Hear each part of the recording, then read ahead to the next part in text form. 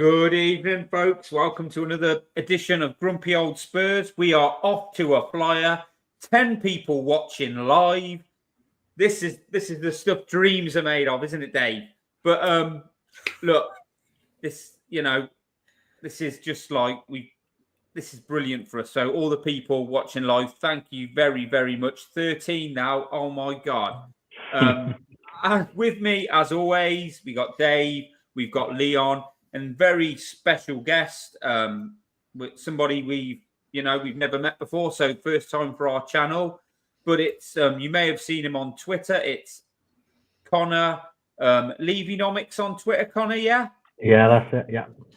Yeah. So thanks for coming on. This is his podcast debut, so he'll always remember this evening. But a couple of questions we always ask our guest. Well, I always ask our guest. Leon was the first person to come on. Our second ever guest. This is our second ever guest. Yes. So, how long have you been a Spurs fan, Connor? So since the early 90s. So basically from birth. And what was your first game at the Lane? The first one I can remember was against Leicester, just after we beat them in the League Cup. So it was 1999. And we lost 2-0 at home. So it was a good start. Yeah, I was at that game. Heskey was quality. He ran Campbell over the place. I was at that game. Yeah. Who? What name did you just say? Yeah, no, I can't remember what his name was. I think he used to play centre back. I don't know where he went. He kind of just disappeared, didn't he? He sure did. He sure did. But, he sure did. Connor, so basically, we call this show Grumpy Old Spurs. You're not old, so you are just grumpy Spurs. But what was the first time you can ever remember, like Spurs making you really grumpy? I think that one's a good example. I remember, funny enough, I was talking to my dad about it just before, and I remember my dad mentioned that I asked him to go and beat up the Leicester fans after they beat us 2-0, even at that young age. So I think that one was a good example. But I mean, it's probably easier to mention when I'm not grumpy about Spurs rather than when I'm grumpy. Oh, fair play. We like that. Now, listen, before we get into, the stuff that you've been educating people with on the socials, we've had 2 games since our last meet. Well, actually, me and Leon did an instant reaction, but the 3 of us together and yourself, Connor. So let's go back to last Thursday, Frankfurt at home. Dave, probably the best performance we've had overall for quite a while, would you say? Well, that is a real benchmark, isn't it? To say that's the best performance. It's a low bar. And let's not forget the great starts to the game, because we are under Ange ball, or Ange ball, as some people like to say. It's very important that we get a good start against the other team. We dominate, we press, we show them what it's about. We're under the lights at the Beyonce Stadium. We're in all white. And then, of course, Maddison gets the ball, loses it again. They go up the other end and they attack down our right side of our defence. Then there's the guy who all the top Premier League clubs, such as ourselves, will be in for over the summer. And they're 1-0 up. I mean, you've said Maddison losing the ball, losing it pretty much in the final third of the pitch, Dave. So, we can't sort of say that. But Connor, I'll come to you. What were your thoughts on that game? How did you think team selection? How you thought we should have won, really, shouldn't we, in the end? Yeah, I mean, look, I think I agree with you. I think it was probably our best performance for a little while. Part of that, I think, is probably because maybe the players are playing in spite of Ange rather than for him when it comes to the European competition, because there is actually something to play for.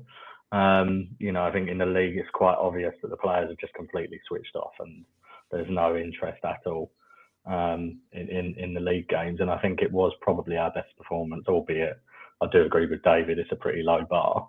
I thought we deserved to win 2 or 3-1, to be honest, and I think taking that lead to Frankfurt away would have given us a bit of a chance. As it stands, with us having to actually go there and win, I can't see it personally. But yeah, I do agree. I do think it was our best performance for a little while. Yeah, and Leon, like we just said before we come on air, that like there's been that much stuff goes on with Tottenham now. That game feels like an age away, and there were things you can't remember. But we hit the woodwork twice. I mean, me and you are very critical of how the team are at the moment, aren't we, and how they're coached and all that. But that was. We'll go on to Wolves in a minute, but that was a fairly positive performance in terms of where we've been as of late, wasn't it? It was, but as Connor and Dave have said, it's a fairly low bar. I think the goal, so Maddison, he loses it some way up the pitch, and then we see these goals against us, or these chances against us, so many times. They break. They've got a free run. They go down the right hand side. No one's putting a tackle in. It takes it. It's a brilliant finish, and we're 1 down. But we give up those chances time and time again. And then in Venice, we had that spell. I think we hit the bar 2-3 times, and we should have won.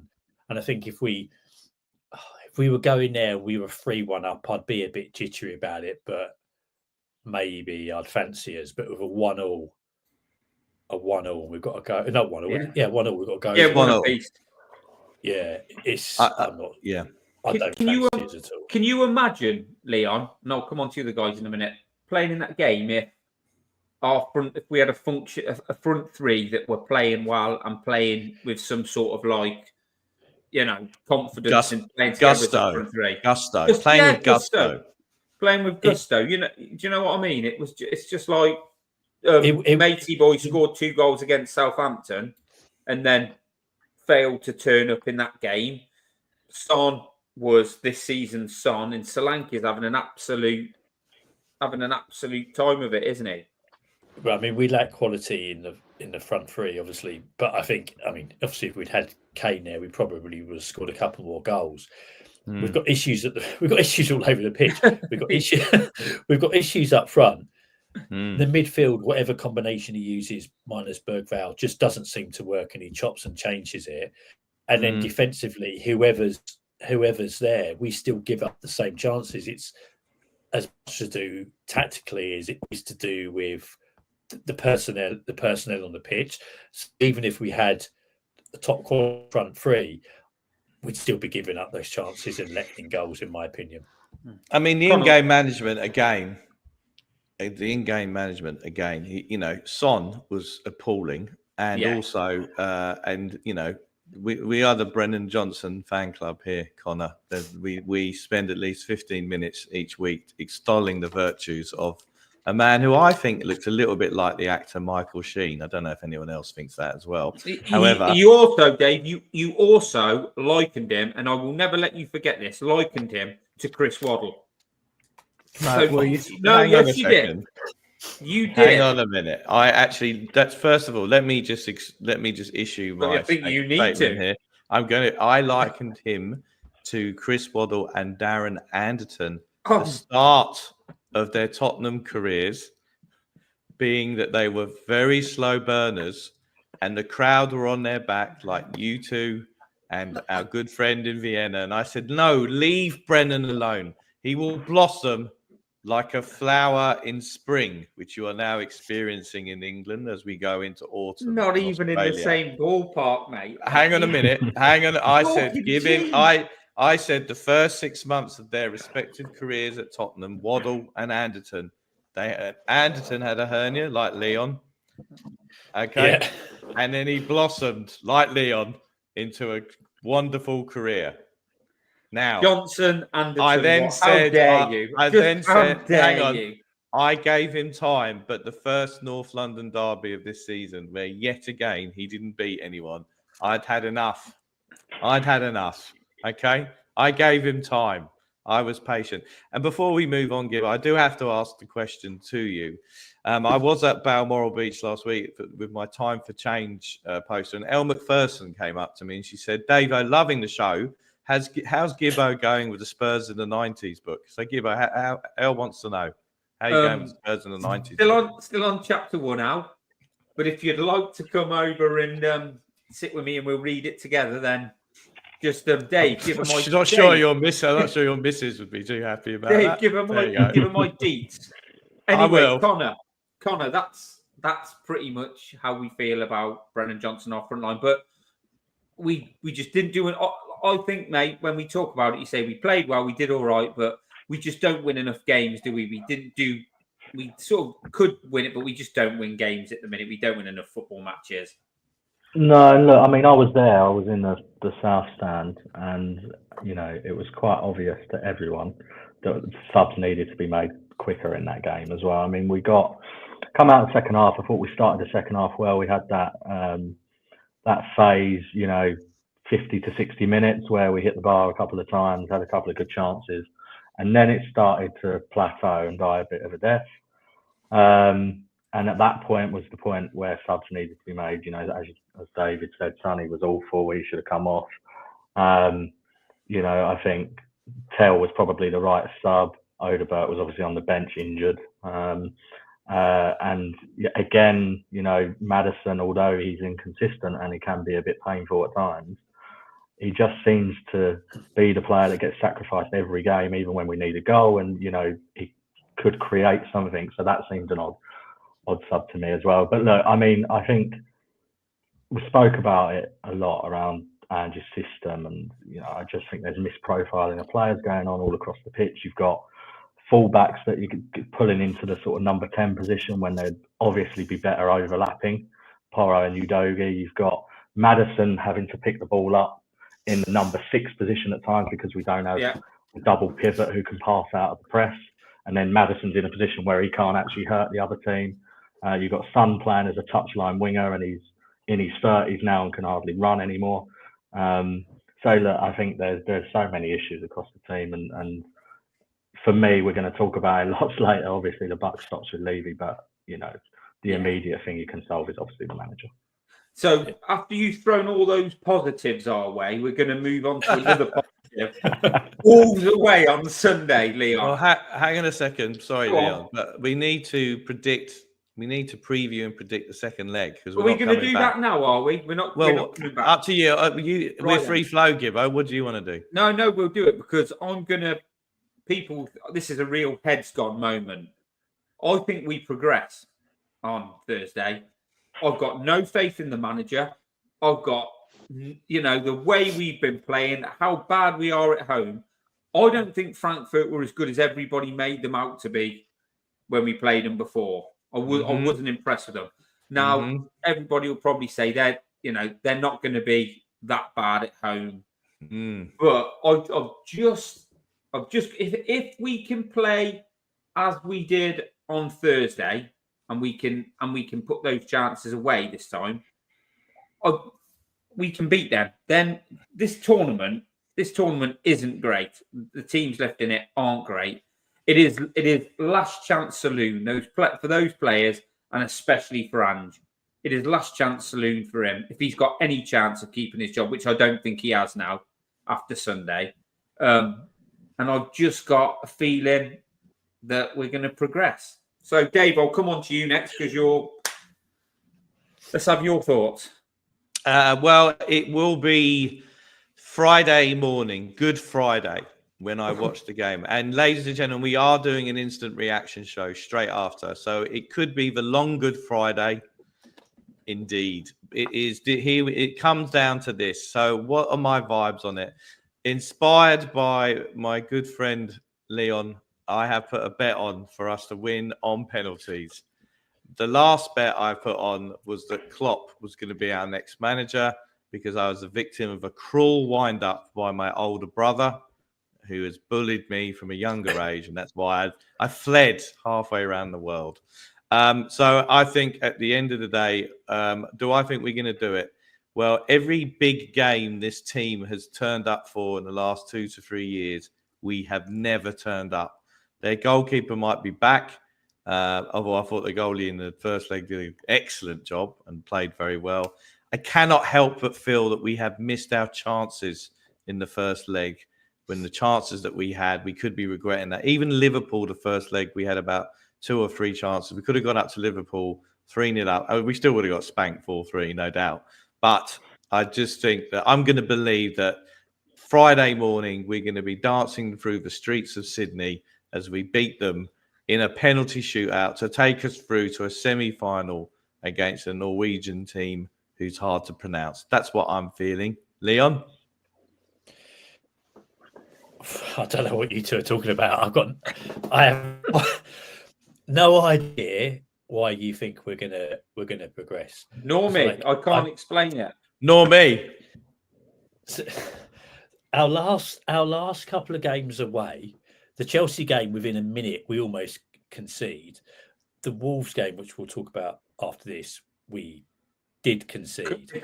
And the way I see this Frankfurt game is the players come out, the ground's rocking because the fans are all jumping up and down. Yeah. Our team just shits itself. We start trying to play around at the back and pass it out. We give up a couple of chances. We go one down. Crowd get lifted even more. And they just do. I think we'll get done 3-0, 3-1. I cannot see under almost any circumstances how we win. And I totally agree. They are not a brilliant side. And it's not a strong competition. And perhaps it's an easy thing to say, but with a more accomplished manager, we can win this. But I was just looking at our away record, and a couple of our wins were Coventry in the last minute when Spence, I think, scored, and Tamworth after extra time. I was going to say Tamworth was a draw, mate. Yeah, okay, but after extra time, we've got an appalling away record, and this team has no backbone and no leaders on or off the pitch. That is pretty grumpy. And I'm probably going to lose any viewers for this, but I did actually bet on Frankfurt to win because the odds are so good. That's the spirit. So good. So to answer your question, we ain't going through, mate. We ain't going through. If we go through, I'd be beyond stunned. I'll be beyond stunned. Connor, come on. I'm happy Leon went first because I was going to come across the grumpy one, I think. But yeah, I mean, I agree with the sentiment there, to be honest. Look, I think this team has proven time and time again that it shits itself in hostile atmospheres away from home. And, you know, I look at that Galatasaray game, for example, when we played Galatasaray away and we got absolutely slaughtered by a bang average team with Osman up front, granted, but other than that, some Prem rejects and players you've never heard of. And this is a team that couldn't even qualify to the stage that we've got to in the Europa. So, and Alkmaar away is another good one, as an example. You know, Alkmaar, who are a pretty terrible team with Troy Parrott playing for them as their star man. Again, we couldn't beat them. So it worries me. On paper, I agree with, you know, obviously on paper, we've got, even with the holes in the squad, I think players that should be able to get through against a team like Frankfurt, but I just can't see it. So I'm going to predict 3-1 Frankfurt. I think King Hoddle's bang on right though, but we'll come on to those points later. I think we've got a good enough team to go there and win. Player for player wise, there's no excuse why we can't go there and win. But anyway, like I said, enough of the positive stuff. 2 wins, 2 saying we're going to lose. Let's go on to the cracker at Molineux. So, I mean, Dave, I'll give you the honours of going first because me and Leon had our say on the instant reaction show. But did you watch it in real time, Dave, or did you get up, make yourself a cup of tea, and sit down to watch the 90-minute repeat? I watched it on playback, knowing that we had lost. And so there's a few things that I want to say here. Now, I am going to, again, I own these things on social media. I'm going to flip-flop on Vicario once again. So Connor, when he joined, I went typical Levy, can't get Raya, spend the money, we get in Vicario. I wasn't impressed. And then he played well. I had to get a big humble pie from the pie shop down the road and eat it. And then since that he was kind of, Pep found him out in the FA Cup and the old corner routine that everyone else adopted. That was Pep who did that first in the FA Cup. I was like, I'm not actually, he reminds me of a very old Tottenham keeper called Barry Daines, who unfortunately is not suffering ill health at the moment. But Barry, God bless him, was dreadful with the crosses. All right, and so when he came back from injury this season, I thought he did all right. I thought Chelsea away, he started going back into his "I'm not calm" routine and not inspiring confidence. And then on the weekend, he was absolutely shocking. Right, is the first goal. I still don't understand what he did. No, he has got this habit of punching out into the middle and not to the side. The second goal was like something from the Charlie Chaplin farce. With him and Spence, that's a reference that your great grandparents would know, ladies and gentlemen. And then the thing at the end, and I'll get to the end in a minute because I'm going to launch into a Romero rant like I've never done before. Vicario seems to think that he's a dentist from Italy and needs to keep his hours up because I don't know what he was doing with Bergvall. He seems to be the big man with the younger players, bollocking them and giving them all this. What I would say in this moribund season that we've had this season, which is code for crap, the players such as Bergvall and Gray have shown more spirit and fight for the badge than your Madisons, your Sons, and our captain of the day, which I'm going to get onto in a minute. Don't worry about that.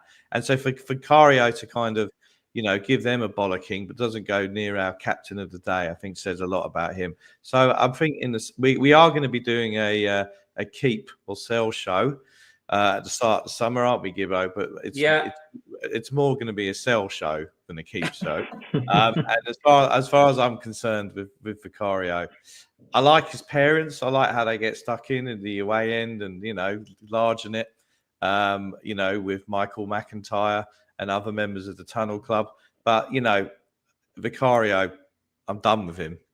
Crap on crosses, Davo. That punch, though, that he did punch it. Maybe should have caught it, whatever.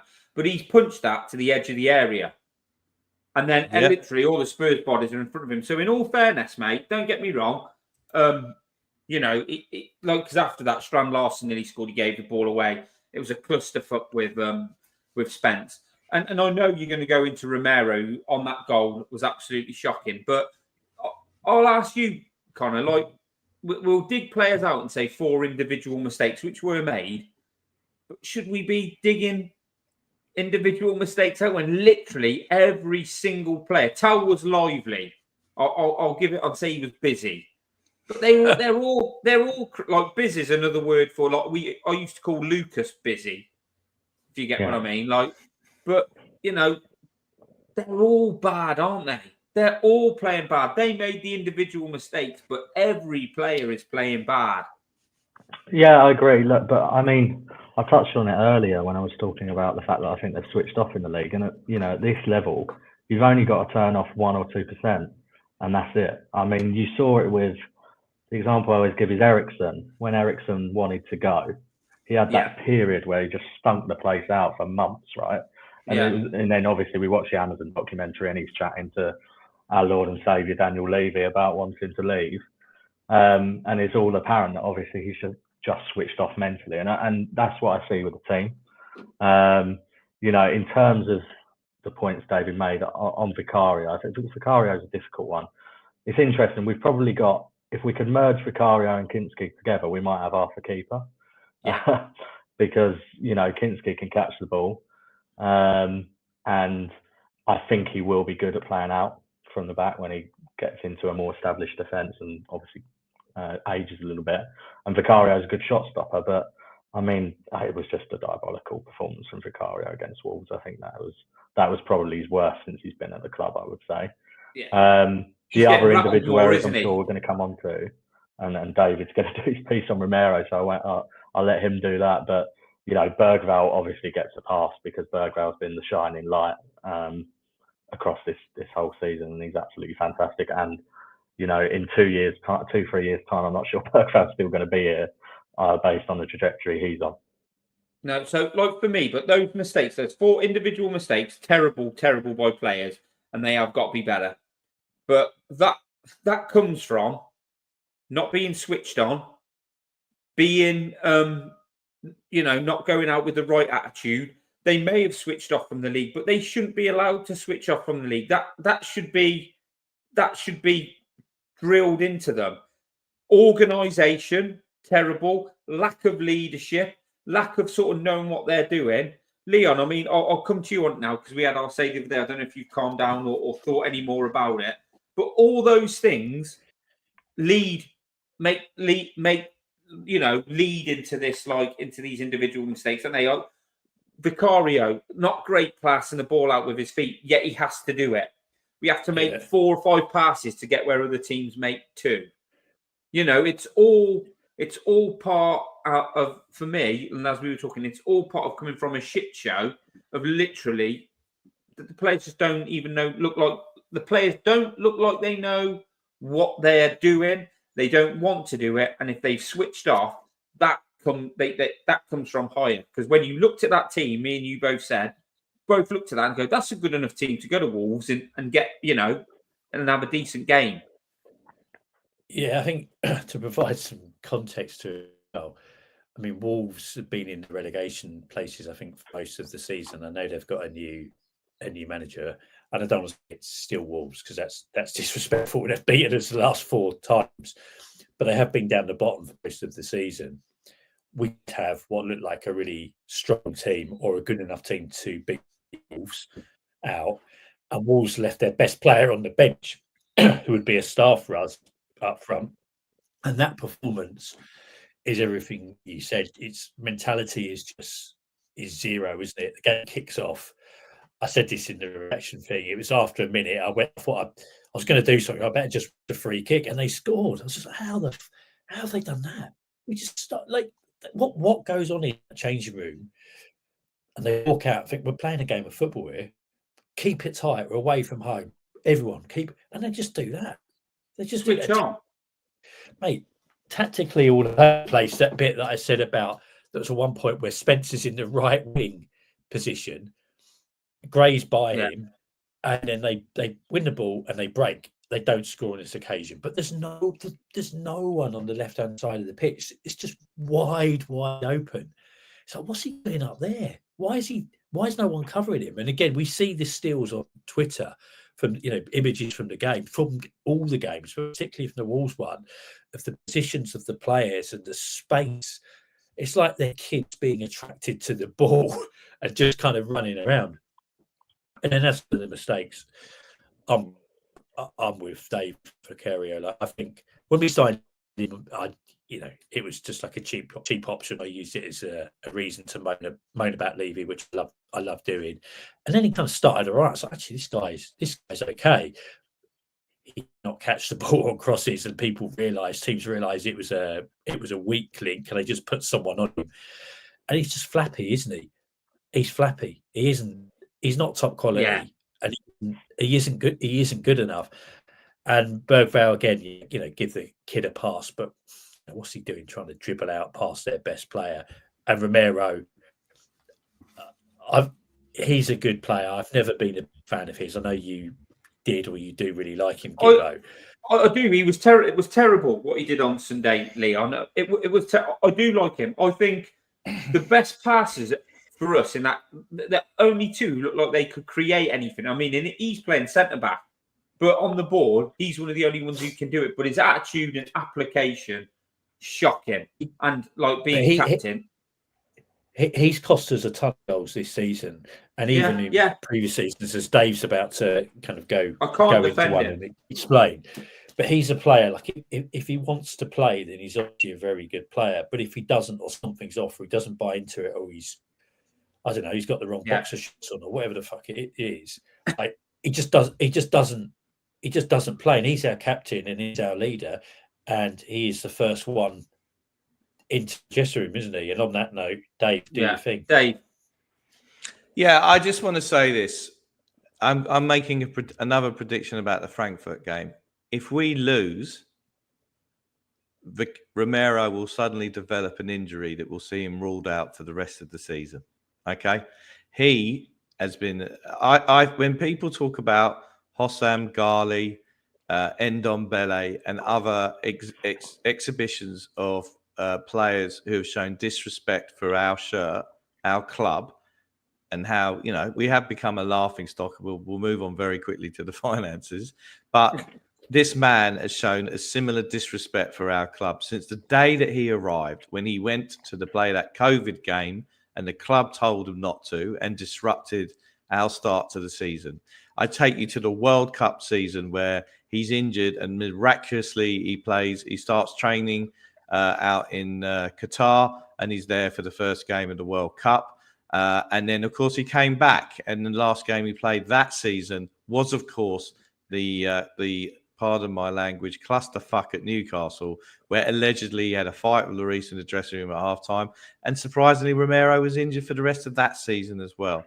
You see 2,500, 3,000 people who go and support the club and have to go to those games to keep their points up and all the rest of it, knowing full well that we're going to lose. And he does I counted 5 claps, and then he turned and he marched to the changing room. This clip is taken from Chris Cowling, so give him credit for the clip. But of course, Chris Cowling has blocked me on Twitter. There you go. Oh. So Romero has been I put Romero in the same bucket as Hossam Ghali, Ndombele, in all of this kind of stuff. And so if it ever is something that is something that reflects where we are as a club, what the culture is, and just to be clear, I'm not wearing my Ange badge tonight. Well, we can. But we'll part Ange for another time. Yeah. But well, my point is, Dave, my point is this, and I'll finish my rant. Yeah. He wants to go, and he's played. He's absolutely stunk the place out this season when he has played. And frankly, good riddance to him. Yeah. And Dave, I can't defend him, and I always have, because I think he is, when everything's going his way and he's at it, he is the best centre-back we've got. And I think he could be one of the best centre-backs in the world. I think he's brilliant on the ball. The way he plays out from the back, fantastic, and he can put a tackle in. Don't get me wrong, he's not great in the air, but he is a really good centre-back, and I can't defend him.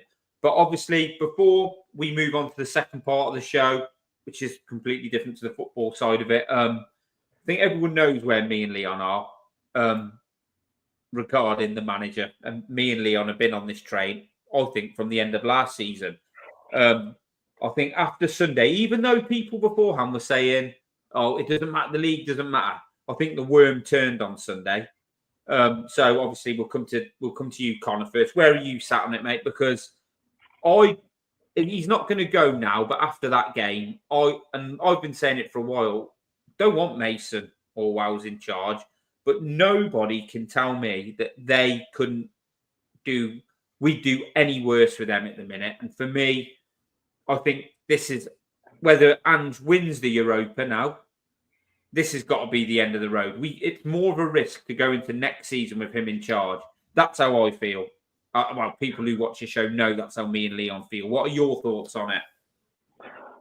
Yeah, look, I mean, on Ange, I'd say I've been more patient than others. Just because, so sick of this endless cycle of here comes another rebuild or in the exact same position 18 months' time. Because, look, I'm trying not to speak about Levy now because we're going to do that to death in a second. But, the buck stops with him. I thought, let's give Ange time. Let's have our Arteta moment, God forbid, and persevere and see where we can get to. But it just hasn't worked, and and actually the team's got worse since the players come back from injury. The players are clearly not playing for the manager anymore. He continues to embarrass himself in the way that he's conducting himself off the pitch. For a man that doesn't like to move when the game's actually on, he's then offering out 17-year-olds in the crowd when they say, "What was that, Ange?" And then comes up with some bollocks reason off the back of Adolescence, the show on Netflix, about it's because of cameras and social media and whatever else. The cup in the ears to the Chelsea game was an absolute joke. And again, he comes out and completely lies about that. So, all of these things, he hasn't helped himself. I'm definitely Ange out now. I think, I was saying to people probably a few months ago, you might as well give him till the end of the season because who are we going to get? But actually, at this stage, you could have any of the four of us manage the game on Thursday, and it couldn't be any worse.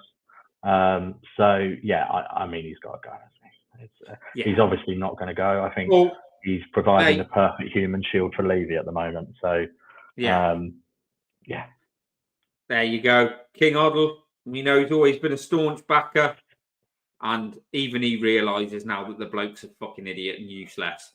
So, without further ado, we'll end it there because me and Leon could go on all night about Ange, and I'm sure we'll have more episodes where we can have our say. I'm sure he'll give us lots more ammunition if he makes it past Thursday night. But Dave, over to you. I'm going to sit here. We're going on to the financial stuff. I'm going to sit, listen, and learn. And if I need it explained in idiot's form, I'm just going to drop in and ask if Connor could do that. But Davo, over to you to start part 2 of the show. Thank you very much, Gibbo. So firstly, thank you, Connor, for joining us. And the Connor effect has meant we've got 42 live viewers, which is peak for us. And you're not on next week. God knows what we'll be back to our usual 10 and be. Might have to start paying him to come on. We might. I thought we were. So what we're going to do now is we're going to talk about the accounts were filed at Companies House last week. So obviously a couple of weeks ago, the accounts were published on the Tottenham website.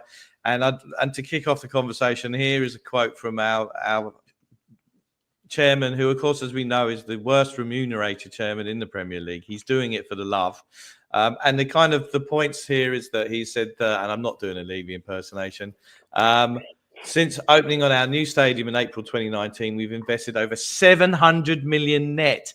700 million net, Leon, in player acquisitions. Recruitment remains a key focus. We must ensure we make smart purchases within our financial means. I often read calls for us to spend more, given that we are ranked as the 9th richest. That's right, the 9th richest club in the world. However, closer examination of today's financial figures reveals that such spending must be sustainable. And let's not forget the word sustainable in the long term and within our operating revenues.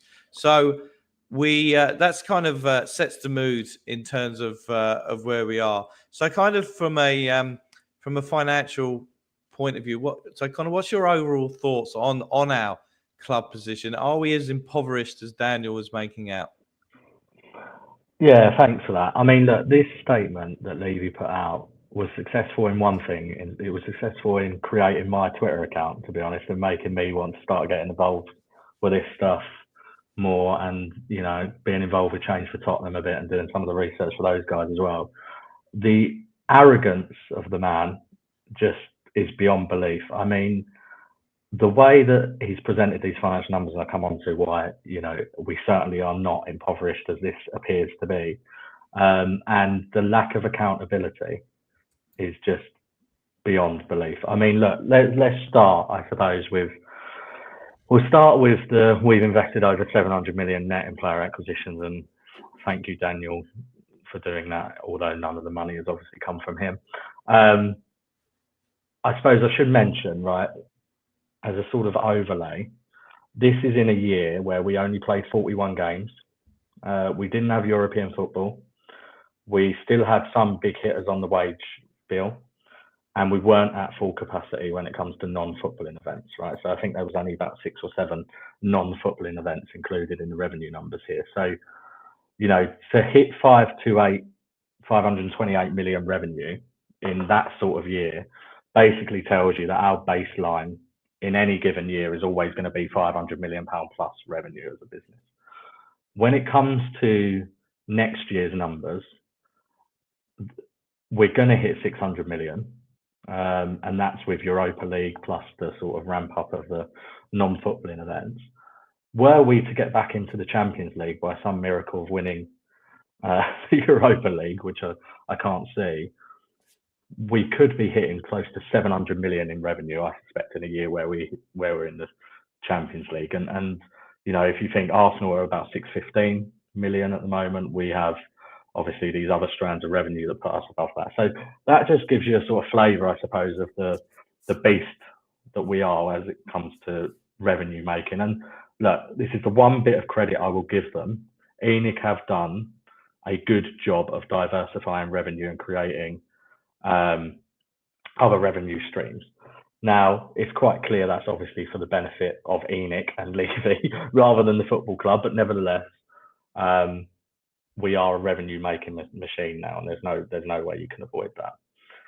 Now, the next point I come on to, and this is so just Connor, before you move on to the next point, one of Chairman Dan's utterances when he did his interview on Levy Vision, revealing that we'd appointed Paratici, who is known for years for the number of tough negotiations he's had with him, i.e. one over Dybala, which we didn't sign.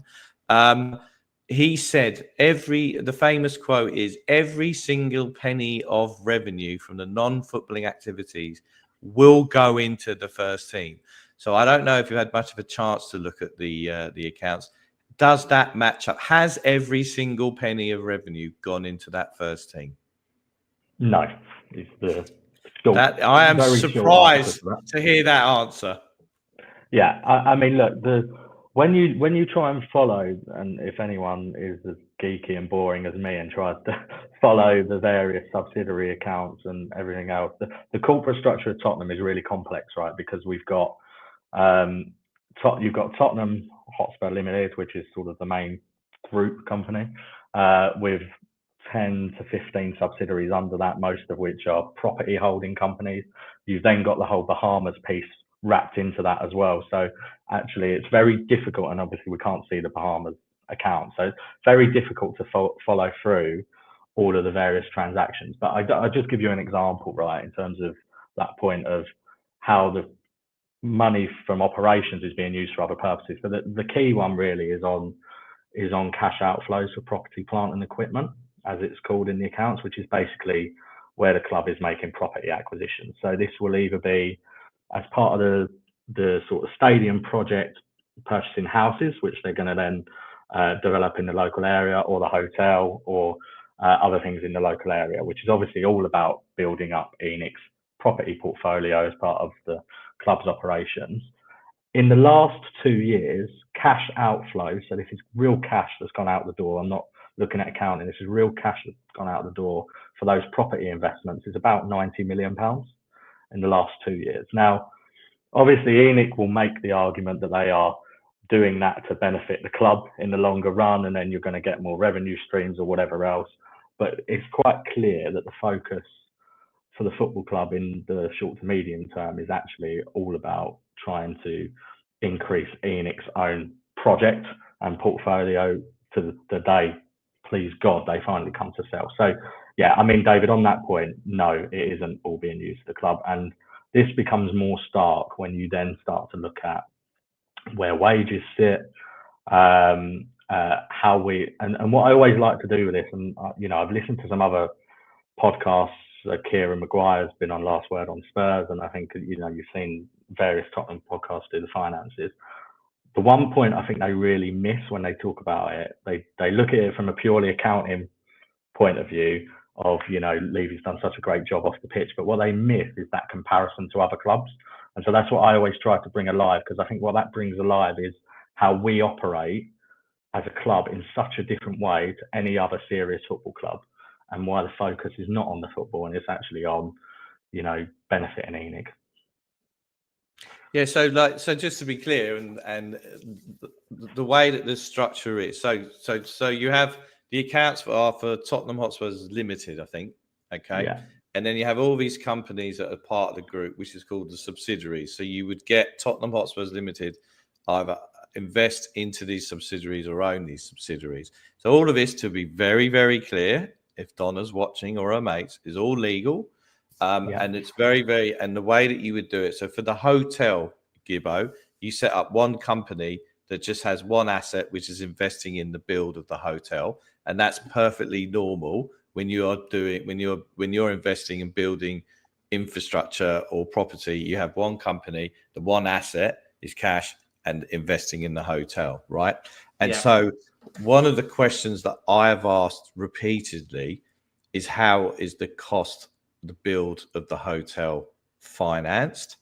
And if you look at the accounts, it does talk about how the group, or Tottenham Hotspurs Limited, provides a guarantee or security for all the loans that these subsidiaries enter into. Now, again, to be clear, this is all perfectly legal and a way of doing business. But to Connor's point, no other club, Liverpool and the Fenway Group, are not set up as an entertainment centre. That lot down the road are not set up to do that as well. I know they have Coldplay at the Tofu Festival every other year at the Emirates, right? But that's where we are. So when Levy makes a comment that every penny of revenue goes into the first team, that's just nonsense anyway, because you've got to pay for your costs of doing whatever you're doing anyway. But it's time to look at that and go, well, actually, I've always felt that the way that it works is that they have got this property empire. When it eventually comes to the glorious day that they go, and the owner, whoever purchases the club, are they buying the property or they're just buying the club? And all this stuff around the loans and securities will all have to be unraveled and worked out through in terms of the deal. Now, I think in terms of the transfer debt, transfers, buying a player is now like taking a mortgage out on a house. So our good friend Sissoko, the main footballing reason that we bought him was, of course, the fact that we could pay 30 million quid over his contract of 5 or 6 years. That's why we didn't get Wijnaldum in. But a good decision, as we'd all agree. And so where we are now with it is that there's a line item that says that we owe about, I think, 400 million on the property, on the players. But that's normal, because you see with Chelsea, in terms of they buy these players and stick them on a 7 or 8 year contract, so that the cost of the contract and the salary is over and divided over each year of the contract. You can do that. But I'm interested to know, Connor, in terms of your view of the kind of, we've talked about the transfer debt already, but the stadium debt, I mean, how much are we now owing? And what is the interest every year on the stadium? Yeah, let me just touch quickly on that point on transfer debt. So before and then I'll move on to your stadium debt. So transfer debt, yeah. I mean, Kieran Maguire was, stating this figure of 441 million that we owed on transfers, in terms of to basically give Olis's money to other clubs for, how the transfer fee is split over a number of years, and that was the number that he was quoting. My glory, I did correct him. It's actually 337 million pounds, which he now accepts. So we owe 337 million pounds on transfers over a number of years. We're owed 58 million pounds back. So we've got net payables basically of just shy of 300 million, 279 million, which is easily supportable within our finance and the money that we're turning over from operations, as I said before. And as I say, that's payable over a number of years. So transfer debt should not prohibit us whatsoever from going out and spending more on new transfers or wages. Stadium debt, similarly, should not prohibit us whatsoever, because, again, to Levy's credit, or maybe not so much, maybe he was just fortunate because interest rates were so low at that time, the interest that we're paying on the stadium debt is around 3%, right? So it's very, very minimal. It comes out at about 29 million off the top of my head each year in terms of interest payments. So, that's not very much at all. And again, shouldn't prohibit our ability to sign players. Now, to my point earlier about making a comparison to Arsenal, when Arsenal had built the Emirates, they were paying close to 6% interest, so basically double. And indeed, actually, the reason why Arsenal, if you remember when they first moved into the Emirates, they started being forced to sell players, and they weren't signing players at the same rate. And there's this whole thing about them only focusing on finishing top 4, etc. The reason it prohibited them was, one, because of the 6% interest. Two, clubs weren't making the money that they're making now in terms of revenue, so they weren't turning over as much from operations to finance that debt. And three, they were actually paying off the debt. If you look at Tottenham's accounts for the last few years, the debt has remained pretty static. So we're not actually paying off any of the stadium debt particularly. We are just servicing the interest. Now, as a matter of course of business, that would be a good method to use if we were then focusing the money that we do have on spending on transfers and wages. Unfortunately for us, what we're actually seeing is, I think partly the reason why they're not paying off the debt is because, one, they're happy to leave that for when they sell in the future.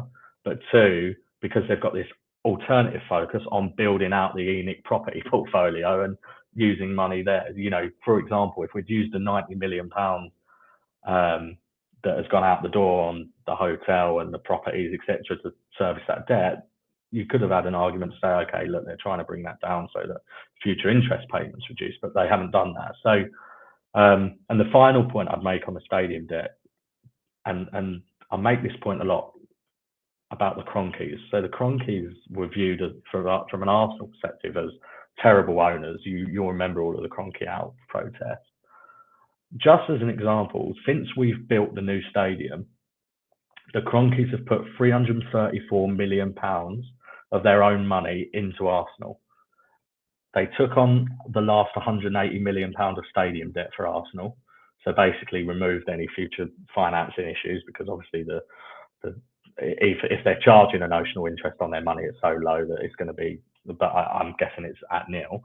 And then they've put in extra money on top of that, basically to get Arsenal to the position where they are now. If it wasn't for the fact that the Cronkies put money into Arsenal wouldn't even be a going concern at the moment, which basically means they wouldn't be able to operate. They would have negative cash flow. This year, the Cronkies put in £80 million. If they hadn't done that, Arsenal would have had negative cash flow of 55, right? So what that tells us is basically you've got one set of owners, which actually were slagged off a lot by their fans at one point, who are serious about the football club. And this Cronky investment, by the way, has started from the point at which Arteta finished 8th in the Premier League. And all throughout Arsenal's accounts, you basically can see where they talk about focuses on trophies, the focus is on making the team win again, the focus is on first team football, getting back into the Champions League. And the Cronkies are happy to put in money to support them getting back there. I made a thread on this point separately, but do you think we're going to see that with ENIC? We're going to finish maybe 15th to 17th this year. If that was the Cronkies, they would be going, look, we need to plough some money into this football club to spend on transfers and wages. That's not going to happen with Levy and ENIC. We can see that from the statement. I'm of the argument that I think even if they didn't put in any money of their own, we've got more money to spend from our own operations to support something different. And I'll come on to wages in a second. But even ignoring that point, this surely should be the time that ENIC and Levy actually put their hand in their pocket. Okay. So before we move on to some other points, Leon, you might have a question. Yeah, I do actually. So it's actually regarding wages. So, I mean, obviously, it'd be your opinion, but do you think the kind of push to remove the players that were earning more money and kind of reduce the percentage outlay on wages, do you think that was done in order to, because Levy talks a lot about needing outside investment for whatever that might be? I doubt it's for the football team. It's probably for their other endeavours. But do you think that that drive to remove those players and reduce the wage bill was to get investment into the club? Yeah, it's a good question. I mean, on wages, look, we're at 42% wage to revenue ratio right now. Our wages are over £100 million less a year than the Big Six average. It's actually closer to 150 million less than the Big Six average. Since we moved into the stadium, we're about 600 million total in that time. So when Levy talks about the 700 million pound on net spend that we've done, which to be honest is just comparable to those other clubs, we spent 600 million less on wages in that period. So look, yeah, to your point, Leon, we're absolutely stripping the wage bill. There's no debate about that. I think when we get to next year's numbers, it's going to be closer to 35 to 40% that wage to revenue ratio, which is by far the lowest in the Premier League and by far the lowest in the Deloitte Money League, which is the richest clubs. On the investment point, that is the sort of typical thing you might see in a business, you know, that is gearing itself up for investment, particularly a football club. My own personal take on it, and I don't have I don't have any inside info or anything else. My own personal take on it is I think it's a bit of both. I think it suits Levy, this model of signing young players on lower wages who have potential upsell value. You promise fans jam tomorrow, they'll buy into it because Bergvall's so exciting, but then we all know how the story actually goes. Bergvall leaves in 3 years because he knows the ambition's not matching his. So yeah, I think it's a bit of both. I think we're going to come on to the hires later. I think those hires plus this quite obvious wage stripping, and also the delaying the decision on Ange, which for Levy is so out of character, all implies to me something is going on behind the scenes in terms of, and that might not be a full sale, might be inward investment, right? Well, it's interesting you say that, because I think compare and contrast, because so the last accounts that were published, in those accounts and the comms around it at the time, it said that the club were actively looking for investors to put capital into the club. Whereas if you look at the comms this year, he's saying that we have to be sustainable. We may only be the 9th richest club in the world, but we have to cut our cloth accordingly. So compare and contrast those two statements. Now, it's always been around the time of fan discontent that, lo and behold, the Qataris are in and they're going to buy us. And then when there's less fan discontent, the Qataris have gone away again. Funny that. And then we had Amanda Staveley knocking around the stadium about 3 or 4 months ago. Amanda Staveley her role is to organise investors and put together a group of investors to buy an asset, which is buying Tottenham, right? That's what she does. That's private equity. She's a coordinator and arranger. She might get a stake in the club, etc., and be involved in running it, which is what Levy was in the first place, because Joe Lewis, Enoch, and then Levy runs the club, and he gets, I think, he got 30%, him and his family trust. So that's that's how it works there. So that's the compare and contrast. And really, if you look at and we always say that we want success on the pitch, but the fact of the matter is that I go back to the end of the summer transfer window when Royale, Captain Flappy Hands from Denmark, Skip, all were off the wage bill. Lloris had gone off the wage bill. Dyer had gone off the wage bill, etc. So they shifted a load of players off the wage bill and signing your Bergvalls and Greys and paying them less money. Although, as someone said, Timo Werner at 165,000 a week is a trigger for me. You could see that he was reducing his cost of his salaries, and then we thought at the time, well, that was to attract an investor.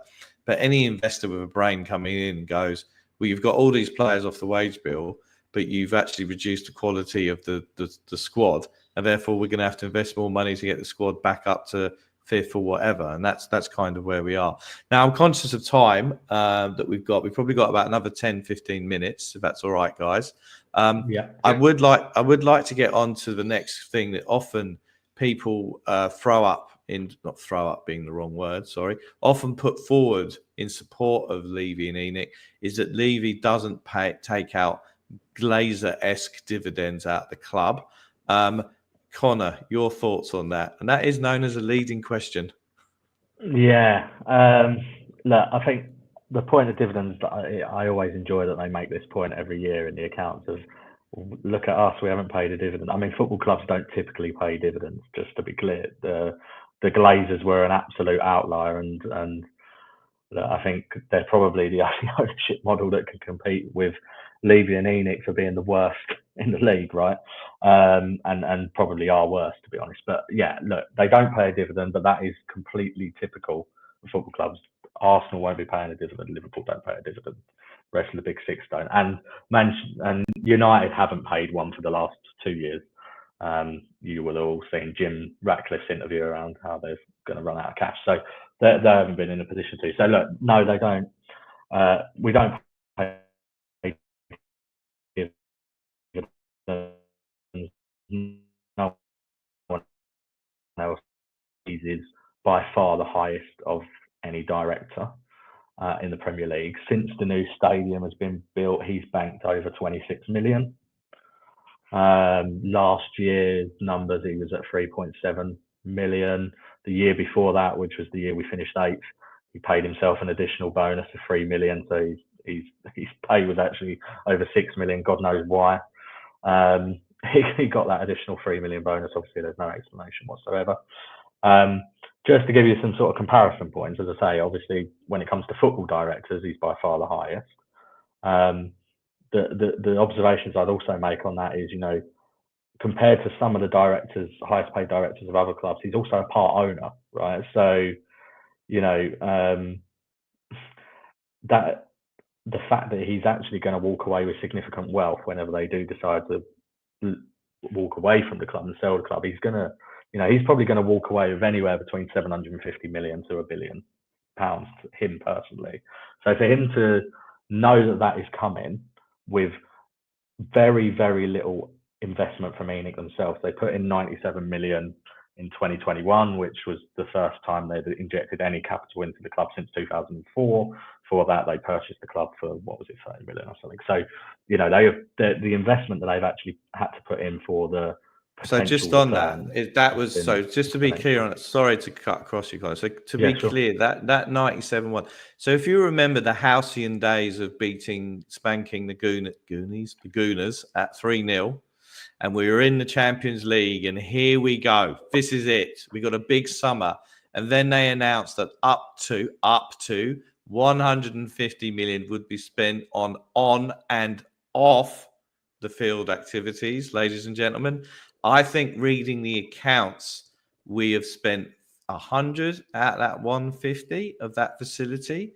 And now, is this the largesse of ENIC? Have they suddenly said, we're in, guys, we're with you? They raised that money from, ENIC raised that money from outside market. And the way that they did it in such a way is they proportionately increased their shareholding by a little bit, but they still got something out of it. So just for those there are people who do have shares still left in the club. Those poor people, Michael McIntyre or Bobby Davro, had their shares slightly reduced because they put the money into the account and into the capital and increased their shareholding only by a little bit. But don't think that they whacked in 150 million so that we could spend it on Brennan Johnson and Richarlison. For example. Well, yeah, no, it's a fair observation. Yeah, I mean, it ended up being 97 after legal fees were deducted or whatever else. So 97, and as you say, they got something in return. The other 50 has never appeared. So that whole spiel about 150 has not happened. And look, I mean, you compare what Levy is paid, and I did this on one of my threads around the average FTSE 250 CEO of quite complex international businesses. The average pay for a FTSE 250 CEO is about 1.87 million, according to Deloitte's latest survey. So he's well over double that for a business that's actually not as complex. So, that just gives you a bit of a feel for where his pay sits relative, and it's just another thing to add to the list of ridiculousness. And so, look, we got to wrap this up. We were probably got another 5-10 minutes to go. I think it would be good to have a chat. So, in recent times, so we've got a new director on the board. I think his name's Peter Charrington. And the big announcement this week is that Vinay Vinakasham, I hope I pronounced his name correctly, will be the new CEO in the summer. My read of it is that he will report into Levy. For context, I think Scott Munn reports into Levy. Scott Munn is, I think, what they call the director of football operations. He did the overhaul of the medical facility over the summer, and I think you'd agree, Gibbo, it's been a roaring success in terms he's done some sterling work in that department. I'm just hoping that he doesn't start building local hospitals near where I live. Yeah, I mean that guy's. Do we think he could be getting his P45 in the summer? Is that could that be on the cards with this guy coming in? Anybody know? Or anybody got any thoughts? Yeah, I can give you some thoughts on both of them. So, look, I think there's been a need for strengthening of the board of Tottenham. No one would like to hear it because obviously we want to focus on pitch matters and players on the pitch. But look, I think there's been a need to strengthen the board of Tottenham for some time. You've had Daniel obviously sitting as leader. supreme leader on the board with his yes man, Matthew Collicott, who's the FD, and Donna Cullen, who knows what she does other than leak stories about Qatari investors when there's pressure on the board. So there's been a need to get some outside voices in. Allegedly, we'd like to say allegedly. Allegedly, yeah. Peter Charrington's an interesting one. Obviously, in the statement that they put out, they made the point about how he's a director of ENIC. As far as I understand it, that's fairly recent. So his career was, he was at Citibank for 30 odd years. I've actually had some dealings with him in my professional career. So I have spoken to him before. He's very impressive chap, but so he's not just an ENIC yes man, is my understanding of it, but let's see how that transpires. And that placement on the ball, given Peter's experience, implied to me that they were gearing up for investment in some way, but I can't say that with any real knowledge of the ins and outs, but that implied that to me. Vinay, obviously the more recent one, coming in as CEO. In terms of Scott Munn, you would think, does that imply writings on the wall for him? Should make the point that Munn's role was not the same though. Munn was hired as director or chief football officer, director of football operations, whatever. Never actually sat on the board. Wasn't a director of the board. So it could be the case that Scott Munn reports into Vinay, who reports into Levy. Do we know if Vinay is going to be on the board? I haven't announced it yet. I mean, it implied so, but he wasn't at Arsenal, right? So he was chief executive at Arsenal and wasn't a director of the board, so he may not be. I'm hoping he is, but we'll see. I mean, what's quite interesting is it's quite atypical for a business to have an executive chairman and a CEO. So, if Levy wants to stay as executive chairman, that would be very atypical. You'd expect that he would move to be a sort of non-executive chairman, and then you'd have a CEO running the business. But we all know that Levy can't let go of control, so we'll see how that one plays out. But yeah, I mean, the stuff I've heard on Vinay, and he obviously put the wheels in motion on the whole Edu Arteta era. He does a lot of stuff around fan engagement. Yeah. So he was definitely very famous for that. Big focus on women's football. He is at least a football guy, and he's definitely got a more impressive resume than Scott Munn, who's done a little bit in Asia. So here we go again. I think we're looking at a coal of Australians in the club in the summer. Ange will go. So Gibbo and Leon are the Ange undertakers. They've been at the parlour for a long, long time. Scott Munn will go back to doing his Moby tribute act around the world. And then possibly the spotlight will be on me, because apparently the Australian fans only support Tottenham since Ange has come into the club. So that I'll be on my way as well in the summer, supporting whoever knows what. And then I think the interesting thing with Vinay is that I am hoping he is like a Michael Edwards at Liverpool, who of course was at Tottenham under Kamoli.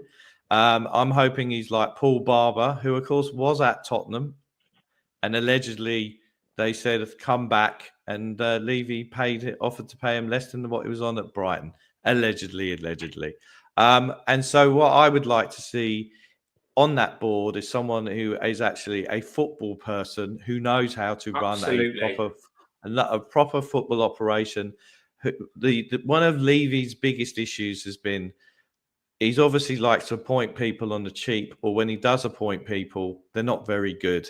And anyone who's ever been any good, and I will point, if you look at the case of Trevor Birch, who was at Swansea, we brought him into the club. He lasted the full 3 months before he went and ran the Football League. I think his legacy to us was Joe Rodon, one of the greatest fullbacks in Europe, according to one podcaster. And then you've also got, people like John McDermott, who ran the academy, who's gone off to the FA. Even the comms guy, Simon Felstein, remember the infamous Pochettino Man United links? And and that's what Ange, I think, is lacking, to having a comms person next to him at the press conference. Gibbo. I think he lacks a little bit more than that, Dave. No. Only in the comms point. So I think, look, I think it's encouraging that Vinay comes in. What we all hope for is that the reason why he's brought in his track record, he gets to do his stuff at the club and not goes the way of other decent people who've come in as well. Better footballing decisions, Dave. That's what we all want, ultimately. Yes. Obviously, we want Levy, but what we all want is better footballing decisions at this club. Yes, exactly. Got to be paramount. That has got to be, with all the change Tottenham's have now, but that is one of the main things that we need. We need better footballing decisions at Tottenham Hotspur Football Club. He won't last 18 months. Who? In my opinion, anyone that comes in with their own ideas, that has some credibility, that wants to make positive changes, ultimately Levy will do it his way. You can bring in who you want. They get fucked off when they leave because they can't do what they're supposed to be doing. And sensible people with credibility won't put up with that. They walk and they go somewhere else, and they're successful. I mean, just my opinion, it could be completely wrong, but you only need to look at the history of football people, board people, backroom people, whatever it is. You see it time and time again. So we've got to kind of wrap things up here. Connor, any final words from you in relation to where we are as a club? And I just want to say, as this is your podcast debut, you've done a fantastic job. And as you go on to bigger, better things with your 100,000 subscribers, don't forget about us. Don't forget about us. I won't. You never forget your first. Yeah. What a way to end the show. What a way to end the show. So, Connor, just to sum up, any other final thoughts? Yeah, the only other point I'll make, just because I had a specific question about it, which is just very quickly, and look, we don't have a lot of time, so read the thread on my Twitter, shameless plug there. The loss of 26.7 million, you just ignore that. That's purely an accounting loss. It's mainly driven by a depreciation charge on the stadium. When it comes to our operating profit, we're currently second in the Premier League. We will be top. We've got loads of money. We've got the platform to be an outstanding football club if we had the right people in charge.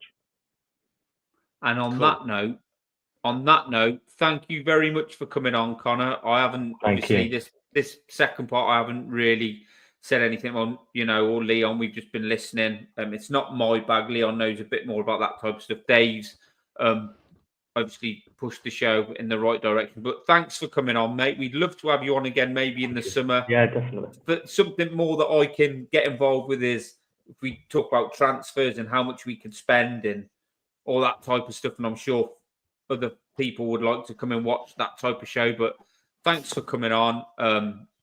Love to get you on again. Like I said, we'll keep in touch. But yeah, follow Connor on Twitter at Levynomics 1882.